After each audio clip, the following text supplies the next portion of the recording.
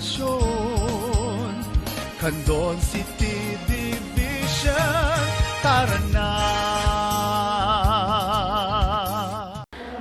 Mapagpalang araw, Grade 9. Sa ating mga magulang at taga-subaybay ng mga bata, malugod ko kayong inaanyayahan sa Tiradpas Network DepEd Candon City Teleskwela, kanlungan ng kaalaman, tungo sa kahusayan at kaunlaran.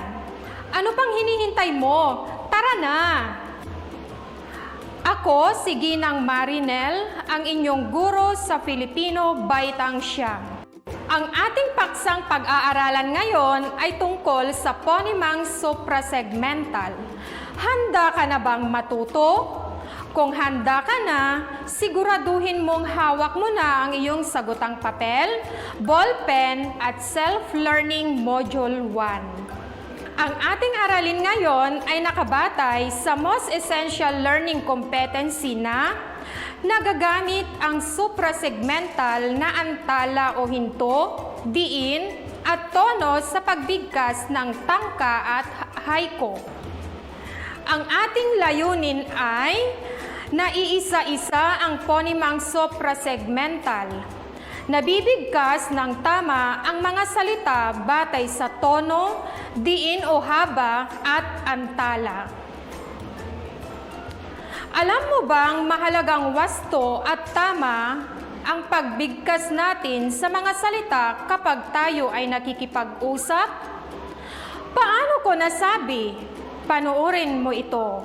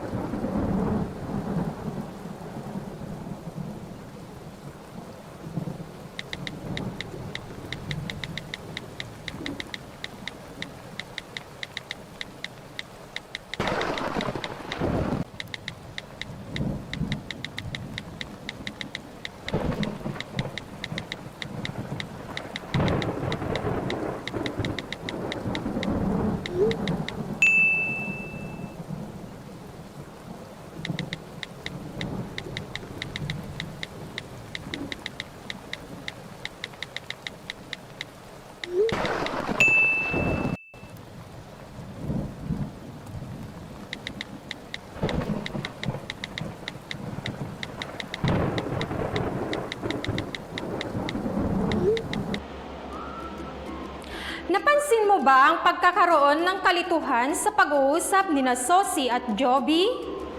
Alam mo ba ang paggamit ng bantas kapag tayo ay nakikipagtalastasan gamit ang ating messenger o SMS ay may mahalagang ginagampanan sa ikatatagumpay ng komunikasyon? Sapagkat ang bantas ay may tuwirang pahiwatig sa kahulugan ng pahayag na nais sabihin ng taong nagsasalita. Maaring ito ay nagtatanong o nagpapahayag lamang. Ganon rin sa pagbigkas o pagbitiw ng mga salita. Ang mga ponemang suprasegmental ay naglalarawan sa makahulugang unit ng tunog na karaniwang hindi tinutumbasan ng mga letra sa pagsulat. Sa halip, sinisimbolo ito ng notasyong phonemic upang malaman kung ano ang pagbigkas. Ang ponemang suprasegmental ay mayroong tatlong halimbawa. Ang diin o stress, tono o intonasyon o pitch, at hinto o antala o juncture. Upang maunawaan mo ang mga ito, isa-isahin natin. Ang diin o haba ay ang bigat ng pagbigkas ng pantig na maaring makapag-iba sa kahulugan ng salita o mga salita maging ang mga ituman ay magkapareho ng baybay. Upang maunawaan mo, ang letrang nasa malalaking titik ay ang diin ng bawat pantig. Tignan natin ang aking inihandang halimbawa. Hapon. Mabilis at may diin sa ikalawang pantig, ang transcription o salin nito sa Ingles ay Japanese. Ikalawang salita, hapon. Ang bigkas ay malumanay at may diin sa unang pantig na ang salin sa Ingles ay afternoon. Narito ang mga halimbawa. Dumating ang mga Hapon sa ating bansa noong taong 1941. Hapon na noong sila ay nakarating dahil sa matinding trapiko sa daan. Naunawaan mo na ba? Kung hindi, huwag kang mag-alala. Marami akong inihandang halimbawa para sa iyo. Basahin mo nga ang susunod na salita. Paano mo binigkas? Buhay. Ang bigkas malumanay at may diin sa unang pantig na ang ibig sabihin sa Ingles ay life. Sigurado ako, kaya mo na itong susunod. Bigkasin mo ng buong taginting grade 9. Buhay. Ang bigkas ay mabilis at may diin sa ikalawang pantig na ang ibig sabihin sa Ingles ay alive. Sige nga, gamitin natin sa pangungusap ang dalawang salita. Bigkasin natin ng sabay. Ang buhay natin ngayon ay napakahirap dahil sa sakit na COVID-19. Buhay na buhay ang pag-asa ng mga Pilipino na makaaahon din sa hirap. Naks naman, pambihirang husay mo. O siya, isa pang halimbawa. Tala. Ang bigkas ay malumanay at may diin sa unang pantig na sa Ingles ay star. Tala. Ang bigkas ay mabilis at may diin sa ikalawang pantig na sa Ingles ay note. Sige nga, ikaw naman ang gumawa ng iyong sariling pangungusap gamit ang dalawang salitang binigkas natin. Naunawaan mo na ba kung ano ang tinatawag nating diin? Naks naman, napakahusay mo. Dumako tayo sa tono o intonasyon. Ang tono o intonasyon ay tumutukoy sa pagtaas o pagbaba ng pagbigkas ng pantig ng isang salita, parerala o pangungusap upang higit na maging malinaw ang pagsasalita at nang magkaunawaan ang nag-uusap. Halimbawa, subukan mong magsalita nang hindi nagbabago ang tono o intonasyon. May kahulugan at kabuluhan ba ang nais mong sabihin? Marahil, ang isasagot mo ay wala, dahil wala nga naman. Sa tono o intonasyon, maaring gamitin ang 1 bilang mababa, 2 bilang katamtaman, at 3 sa mataas. Halimbawa, madali lang ito, nagpapahayag. Ito ay may bilang na 3, 2, 1 at nagtatapos sa tuldok. Madali lang ito at may bilang na 2, 1, 3 at nagtatapos ito sa tandang pananong. Madali lang ito, nagbubunyi. Ito ay may bilang na 1, 2, at 3. At ito ay nagtatapos sa tandang padamdam. Ikaw naman ngayon, bigkasin mo ang sumusunod na may tamang tono o intonasyon. Kahapon, pag-aalinlangan, at kahapon na pagpapatibay. Grade 9, ito ba ang inyong binigkas? Kahapon? Kahapon! Magaling! Nagawa mo ng wasto. Kung gayon, dumako na tayo sa huling ponimang suprasegmental, ang hinto o antala. Ang hinto o antala ay tumutukoy sa saglit na pagtigil ng pagsasalita upang higit na maging malinaw ang mensaheng ipinahahayag. May hinto bago magsimula ang isang pangungusap at may hinto rin pagkatapos nito. May hinto rin sa loob ng pangungusap kung may kailangang ihiwalay na mga ideya upang higit na maunawaan ang nais nitong ipahayag.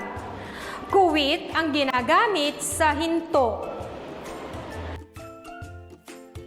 Halimbawa, hindi siya si Marie. Nasa dulo ang hinto at nagsasaad na hindi si Marie ang pinag-uusapan. Hindi, siya si Marie. Ipinapahayag ng hinto pagkatapos ng hindi na si Marie ang pinag-uusapan. Hindi siya si Marie. Ipinahihiwatig ng hinto pagkatapos ng siya na hindi ibang tao ang nasa isip kundi si Marie. Maliwanag ba, class, kung ano ang hinto o antala? Ngayon ay tatayain natin kung gaano kalawak ang iyong pangunawa sa ating aralin. Iin ang tamang titik na binibigyang kahulugan ng pahayag. Una, ang baon ng nyog na ginagamit sa pagpapakintab ng sahig ay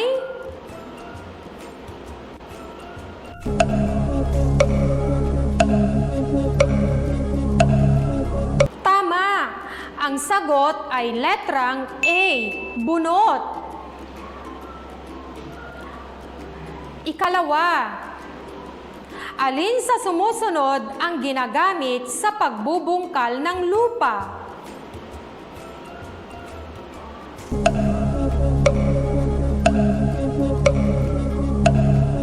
Ang tamang sagot ay letrang A, pala.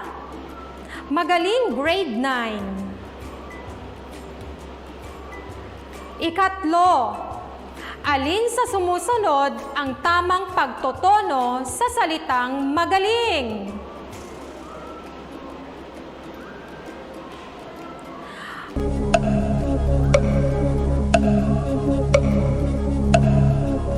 Ang tamang sagot ay letrang A. Mayroong bilang na 1, 2, at 3. Ikaapat, hindi si Ana ang lumapit. Sinasabi ng nagsasalita na si Ana ang lumapit. Ano ang tamang hinto o antala sa pangungusap?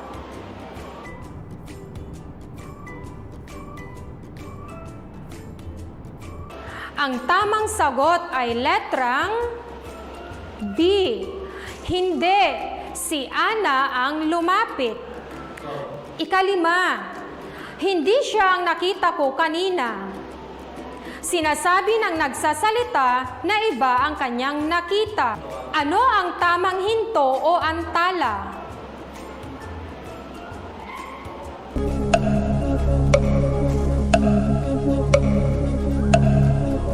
Ang tamang sagot ay letrang A. Hindi siya ang nakita ko kanina. Ilan ang nakuha mo? Binabati kita. Dagdagan pa natin. Basahin natin ng sabay ang halimbawa ng tangka at haiku. Bigkasin ng may tamang diin ang nasalungguhitang salita. Wala nang iba. Ikaw lamang. Sinta ko ang nasa puso. Ikaw ay ingatan, hinding-hindi sasaktan. Ano ang tamang bigkas ng nasalungguhitang salita? Ang tamang bigkas ay lamang. Ang diin ay nasa unang pantig ng salita. Nabigkas mo ba ng tama? Magaling! Tignan naman natin yung halimbawa ng haiku.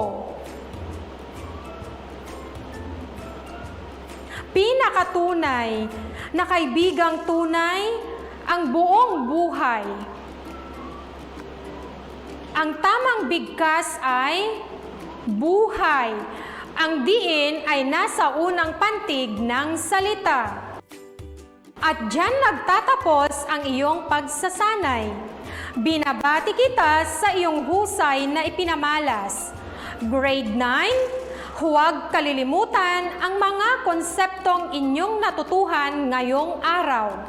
Tandaan ang halaga nito sa iyong pakikipag-usap upang maiparating mo ng wasto at tama ang mensaheng nais mong iparating sa iyong kausap. Ano-ano na nga ba ulit ang mga ito? Ang mga ponemang soprasegmental ay ang diin, tono o intonasyon, at hinto o antala. Magaling! Hanggang dito na lamang. Muli, ako ang iyong guro sa Filipino, Ginang Marinel, na nagsasabing, sa Filipino, makabuluhan ang iyong pagkatuto. Hanggang sa muli, paalam!